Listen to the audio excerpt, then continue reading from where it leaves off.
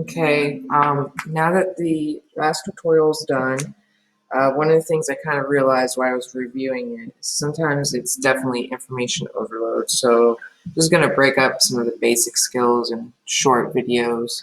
And this video is going to be on how to delete a repository from your GitHub.